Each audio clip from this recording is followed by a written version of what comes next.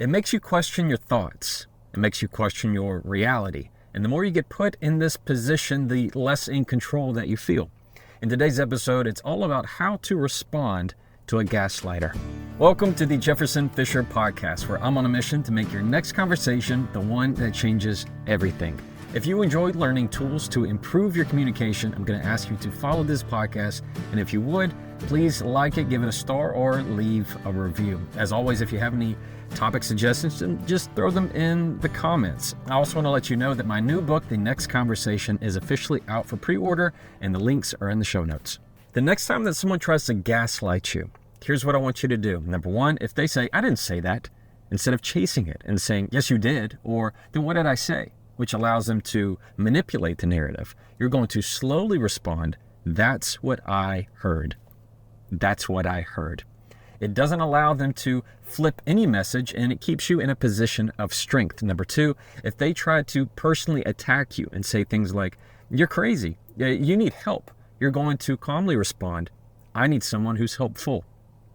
I need someone who's helpful. What you're doing is saying, you're not the person that I need in this conversation, and you're not being part of the solution. And that's where I'm going. Number three, if they say something like, you're imagining things, you're going to say from a position of strength and assertiveness, I do not imagine facts.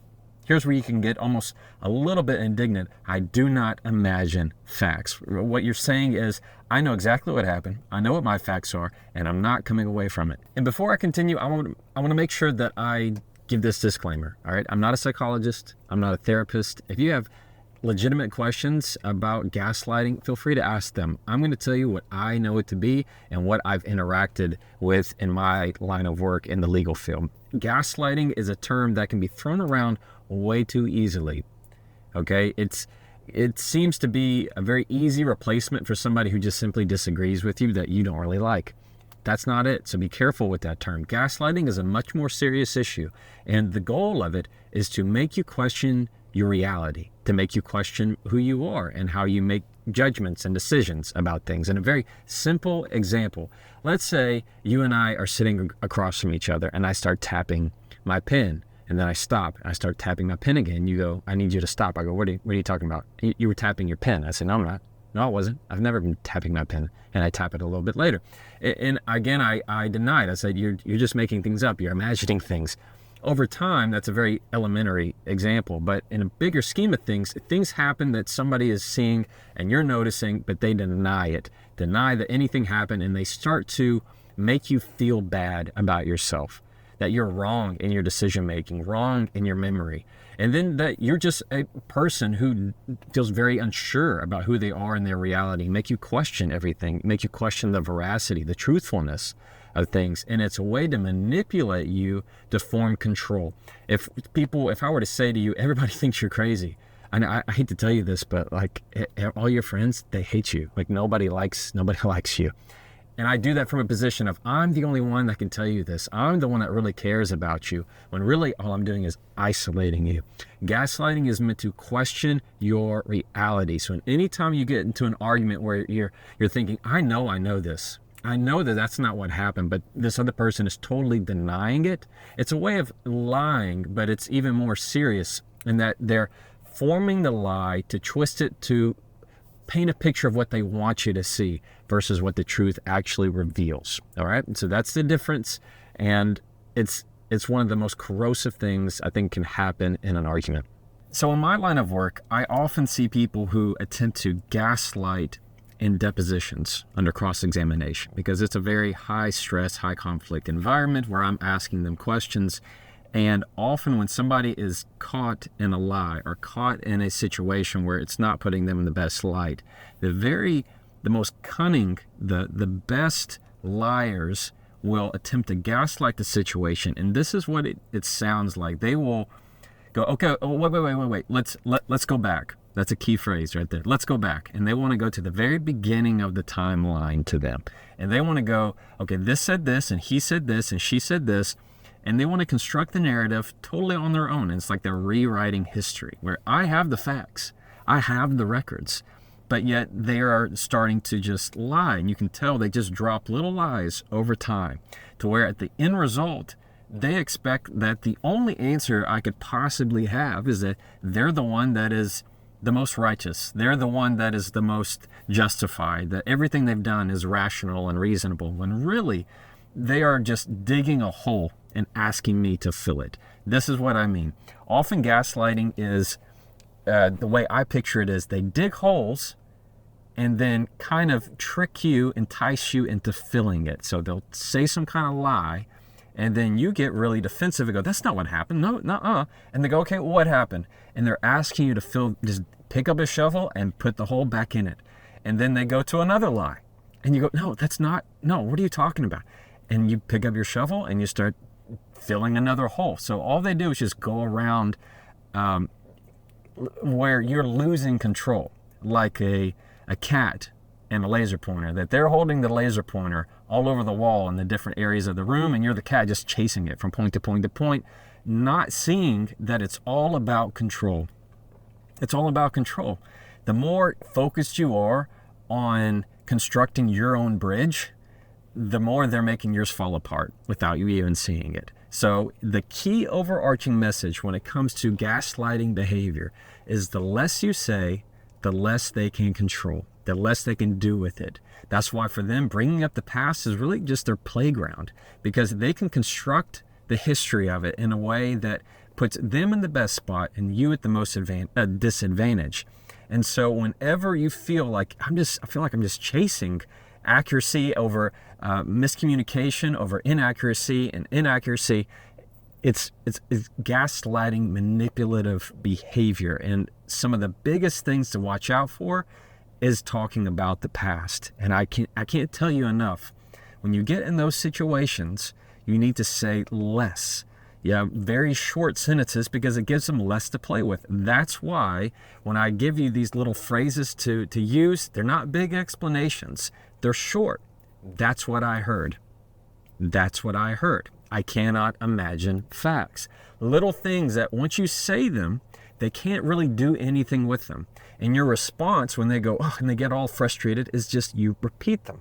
You say them again, and they really can't do anything, and they'll get frustrated. They'll leave. They'll change the subject, but just understand that's what it is. It's manipulative behavior to have you under their control. And that's something I will not allow.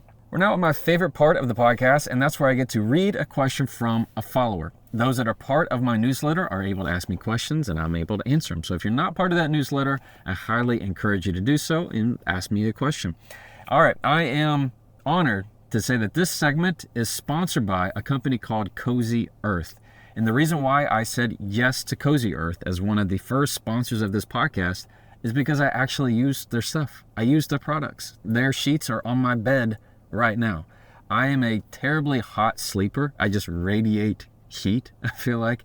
And their sheets are the coolest that I've found. They feel amazing, and I highly recommend them. My wife also loves their pajamas, and when they asked a sponsor, she was like, yes, absolutely. So I love their sweatshirts. They're just a cool company, and I'm honored to have them sponsor. So if you're looking for something just loungewear and you like feeling cozy and warm during this upcoming holiday season, I encourage you to check out Cozy Earth. You can go to cozyearth.com/Jefferson and use the code Jefferson for 40% off. That's cozyearth.com/Jefferson and use the code Jefferson for 40% off. My name is officially a code, and that's pretty cool. Today's follower question comes from Eric. Eric is in Canada. It looks like Quebec. And he says, hey Jefferson, thank you so much for your content. I have an issue with gaslighting. My partner and I will get into an argument, and I know when she's gaslighting me, the issue is I run out of things to say. She gets very upset, almost in a rage mode, and I'm not sure what to do. Are there any phrases I can use to get back to safety? Eric, I'm sorry about that situation, man. That's not fun, and that's very difficult. So I just hope that you're being safe with everything. Here's what I'm going to recommend to you. When you say, I run out of things to say, Eric, that's not the issue. The issue is you need to stick with what you've already said. Stick with what you've already said. Don't try and find new ways to come up with new phrases. Stick with what you've already said, because the trick is that the partner is probably wanting you to leave what you've said, to go off and chase what they're laying out. Don't do that. So here's a phrase that I use all the time, and I know it's going to work for you. It is, I understand you disagree with me.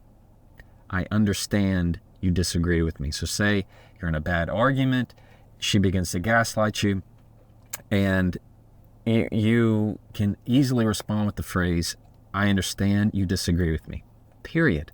Don't keep on talking. Don't give more. Don't change the topic. Don't change the subject. If she goes back again to try and question the truth of what you're saying or questioning your reality and you feel like you're trying to lose control in some way, just go back to, I understand you disagree with me. Or I also like the phrase, I see things differently, or I remember things differently. She may try to lay out something that is very different and fix the narrative to fit her needs. And you just go back to, we remember things differently. We remember things differently, period. You see how I'm not saying to continue talking, to come up with some structure of a sentence, to say you want to go 1, 2, 3 with how you want to structure a response? That's not it. That's not one of these. That's not this podcast. That's not this episode. What I'm saying is you just need to stick with the phrase you've already given, Eric. So it is, I understand you disagree with me, period. Or it's okay that you disagree with me. Or we remember things differently. I remember things differently. Stick with those phrases and use them as often as you need to. Keep repeating them because there is strength in the fact that you are not leaving what you've already said, but she is. You see the difference, the distinction there? So it's not about trying to find new things to say. It is about sticking with what you've already said, right? Because you don't imagine facts, Eric. Okay, I have time for one more, and I wanted to make sure that I knock this one out. This follower comes from Northern California, Northern California, and it's Bree. Bree says, hey Jefferson, sometimes I'm in an argument with my partner, and I am not trying to gaslight, but he accuses me of it. Says that I'm trying to gaslight him, but I'm really not. I'm just disagreeing. How do I combat that? I understand what you're saying, Bree, and I don't think you're in a relationship with Eric, as far as I can tell. Anytime that you're in a conversation, you get into an argument and somebody says, you're gaslighting me. Understand they may be using that in a way that is not correct. They just heard that phrase and they're using it inappropriately. Don't get into a situation of, I'm not gaslighting you, and having that, because it's just going to confirm what they've already said. You just need to let that go. Let that go. Instead, encourage them to talk more. Do you hear me? That say, I'm listening. Gaslighters don't say that. Gaslighters don't say, I'm here to listen. I'm here to be helpful. I want to hear what you have to say. Help me understand. You see the difference? Instead of you trying to push your narrative and say, no, this is what happened. And they say, no, this is what happened. And now it's just a clash of opinions. It's a clash of who remembers it the most accurately. Instead, you need to come at it from the aspect of, help me understand what you remember. Or what did you hear when this happened? Instead of saying, I didn't say that, it's, well, what did you hear? So when you come from it from that opposite way, that you're trying to be a student, trying to be a learner in that conversation, help me understand this a little bit better. I'd like to know more about what happened in this moment or what you were thinking during that time. Anytime you're saying it from a position of a learner, that's absolutely not gaslighting. I would encourage you not to get into the hazy zone of saying who's gaslighting, who's not. Just drop that. Instead, it just comes from a position of, what did you hear when this happened? All right, well, my experience is different. My experience was different. This is what I remember, or I remember things differently, just like we talked about with Eric. It's okay that we remember things differently. What did you hear? When you're coming at it from the back end, rather than trying to push all your control into it, you're going at it the right way. So that's what I would encourage you to do, Bree. And I hope you're well up in beautiful Northern California. Thank you for listening to the Jefferson Fisher podcast. If you enjoyed today's episode, I'm going to ask you to please like it, leave it a star, or leave it a review. And if you have any topic suggestions, just throw them in the comments. I am reading them. They really make a difference. All right, what we learned today is about gaslighting, what it is and what it isn't. And when you get stuck in that moment where you feel like you're out of control and they are giving you phrases that try to question your reality, you're going to say less. You're going to say, we see things differently, or it's okay that you disagree with me, or I don't imagine facts. or that's not what I heard. When you say less, you're going to be the one that keeps control, and that's how you respond to gaslighting. And as always, you can try that and follow me.